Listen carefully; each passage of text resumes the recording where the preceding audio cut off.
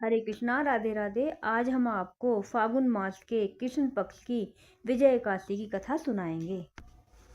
फागुन मास के कृष्ण पक्ष की एकादशी का नाम है विजय एकादशी।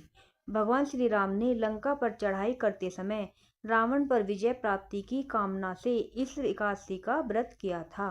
सभी प्रकार के दुख दूर करके सभी कार्यों में विजय और सफलता प्रदायक इस विजय एकादशी को भगवान विष्णु का पूजन किया जाता है।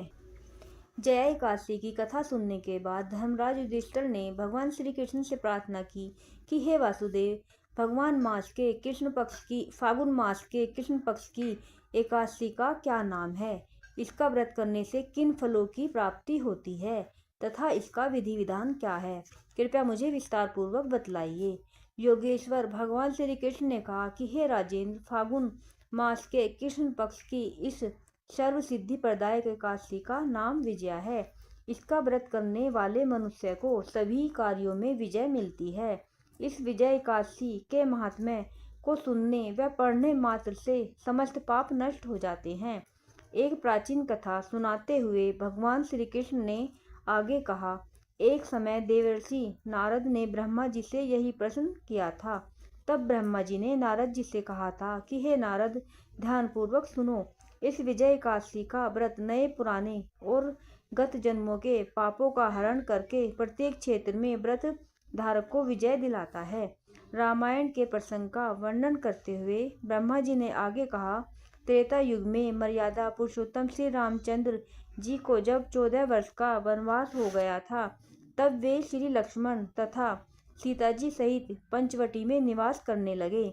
वहां से दुष्ट रावण ने जब सीता जी का हरण कर लिया, तब श्री राम जी तथा लक्ष्मण जी अत्यंत व्याकुल हुए और सीता जी की खोज में चल दिए। घूमते घूमते जब वे मरणासन जटायु के पास पहुँचे तो जटायु उन्हें सीता जी का वृतांत सुनाकर स्वर्ग लोक को चला गया। कुछ आगे जाकर उनकी सुग्रीव से मित्रता हुई और बलि का वध किया।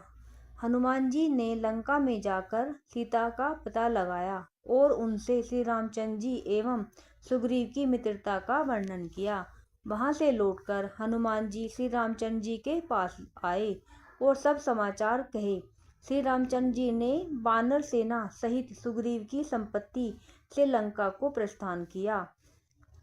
जब श्री रामचंद्र जी समुद्र के किनारे पहुंचे, तब उन्होंने मगरमच्छ आदि से युक्त अथाह समुद्र को देखकर लक्ष्मण जी से कहा कि इस समुद्र को हम किस प्रकार पार कर सकेंगे।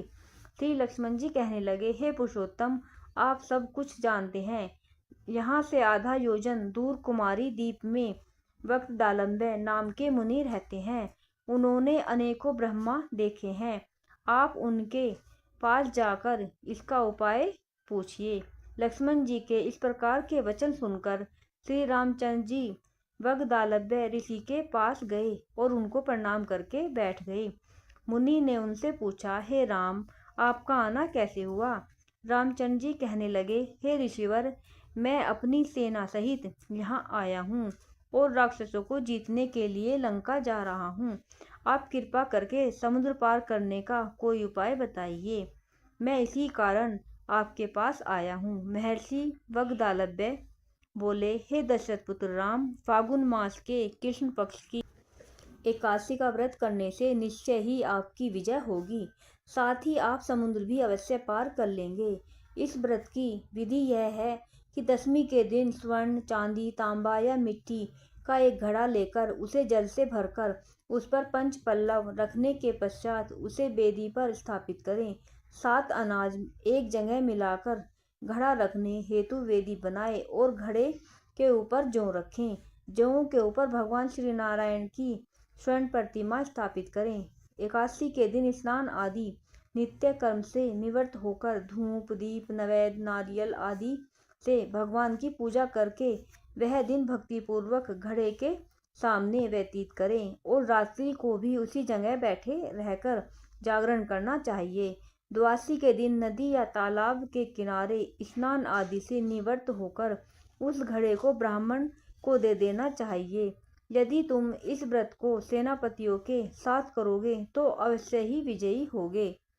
इसके पश्चात श्री रामचंद्र जी ने विधि पूर्वक विजय एकादशी का व्रत किया और उसके प्रभाव से लंका में राक्षसों पर विजय पाई। अतः हे राजन, जो मनुष्य इस व्रत को विधि पूर्वक करेगा उसे दोनों लोकों में विजय प्राप्त होगी। अंत में ब्रह्मा जी ने नारद जी से कहा, हे पुत्र, इस व्रत को करने वाला तो सभी जगह विजय पाता ही है। जो इस व्रत के महात्म्य को पढ़ता अथवा सुनता है उसे भी वाजपेयी यज्ञ का फल प्राप्त होता है। राधे राधे। बोलो एकादशी मैया की जय।